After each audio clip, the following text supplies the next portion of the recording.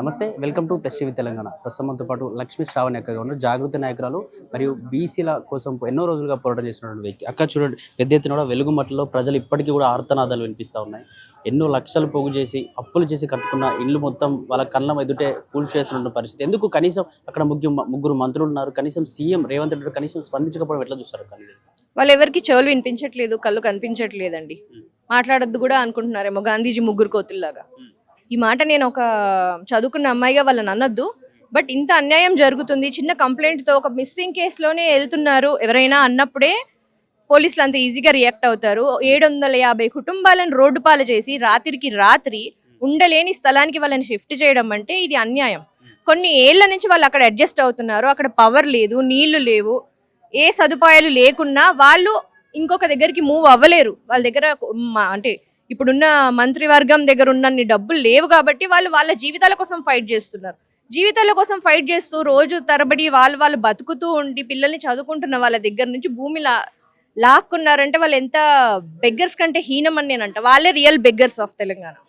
ఇక్కడ భూదాన్ భూములు ఇప్పించిన భూదాన్ చైర్మన్ కూడా వచ్చి పూర్తి ఆధారాలు చూపెట్టండి, నిజంగా వీళ్ళ భూములే, దాదాపు 1000 పైగా జనాభా ఉంటారు, వీళ్ళకి ఆల్రెడీ 19 తెలంగాణ రాకముందే ప్రభు భూదానికి సంబంధించిన చట్టం, వినోద భావకి సంబంధించిన వాళ్ళందరూ కూడా అక్కడ భూములు ఇచ్చారని చెప్పి రకరకాల ఆధారాలతో కూడా గాంధీ భవన్ దగ్గర ప్రెస్ మీట్ పెట్టిన పరిస్థితి. అయినా కూడా కనీసం దీనికి సంబంధించి ప్రభుత్వం స్పందించకపోవడం ఎట్లా చూస్తారు?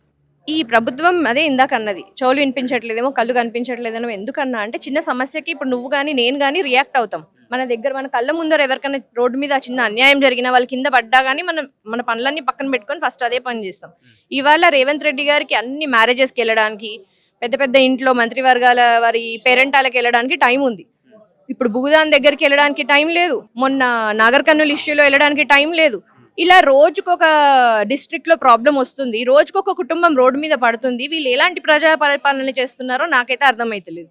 నేనైతే వీళ్ళ ప్లేస్ లో ఉంటే ఇంత నీచంగా పరిపాలన అయితే చేసేదాన్ని కాదు. ఇక్కడ భూదాన్ బాధితులకు మద్దతుగా వెళ్తున్న ప్రతిపక్ష పార్టీలు కావచ్చు, బీసీ నాయకులు కావచ్చు, నిన్న మీరు జాగృతి తరపున చాలా మంది వెళ్ళినట్టున్నారు. పోలీసులు అత్యుత్సాహం ప్రకటించడం కనిపిస్తుంది. అంటే ఇష్టారీత్యా లాక్కెళ్ళడం, కవిత గారిని కావచ్చు, విశారదని కానీ కావచ్చు, ఎట్లా చూడొచ్చు నిజంగా? అంటే పోలీసులు కావచ్చు, అంటే మంత్రులు మొత్తం కనుసల్లో నడుస్తుందని అనుకోవచ్చు అక్కడ దీనికి సంబంధించి? 100% అది విత్ ప్రూఫ్ అందరూ చూసేశారు. లైవ్ లో చూసినా, న్యూస్ లో చూసినా, ఎక్కడ చూసినా గానీ అసలు వాళ్ళు ఏమన్నా డెకాయిట్సా అండి, నక్సలైట్లా, లేకపోతే అసలు వాళ్ళని అరెస్ట్ చేయాల్సిన అవసరమే లేదు. ఇద్దరు నేషనల్ లీడర్స్ వచ్చి మీకు ఫైట్ చేస్తున్నారు అక్కడ ఒక సొసైటీ కోసం, ఒక ప్రజల కోసం అన్నప్పుడు మీరు సిగ్గుపడాలి. వేరే వాళ్ళు వచ్చి ఫైట్ చేయటం ఏంటి? మిమ్మల్ని ప్రజలు నమ్మి గెలిపించినప్పుడు మీరే సొల్యూషన్ అవ్వాలి, మీరే వాళ్ళకి దేవుడు అవ్వాలి. కానీ మీరు ఇవాళ దయ్యం అయ్యిండ్రు కాబట్టి వేరే వాళ్ళని మేము అందరం చూడాల్సి వస్తుంది. ఇంకో దిక్కు మనం ఎందుకు చూడాల్సి వస్తుంది? మన దగ్గర మనకున్న వాళ్ళు సరిగ్గా బాధ్యత తీసుకోకపోతేనే కదా. మేనిఫెస్టోలో ఏముంది? ఎన్నికల మేనిఫెస్టోలో ఒక్కటి కూడా మనకి వాళ్ళ ఒక్క ప్రామిస్ ని కూడా నెరవేర్చలేదు. ఇది చాలా సిగ్గుచేటు. ఇలాంటి ప్రభుత్వం ఎక్కువ రోజులు ఉండదు, ఇది మళ్ళీ రాదు. కవిత గారి జాగృతి కేంద్ర కార్యాలయంలో కూడా నిరవధిక నిరాహార దీక్ష ఏర్పాటు చేసి 2 రోజులు ఉండే ఛాన్స్ ఉంది. జాగృతి కార్యకర్తలు వచ్చి కవిత గారు అసలు ఏం డిమాండ్ చేస్తున్నారు ఈ బాధితుల పక్షం?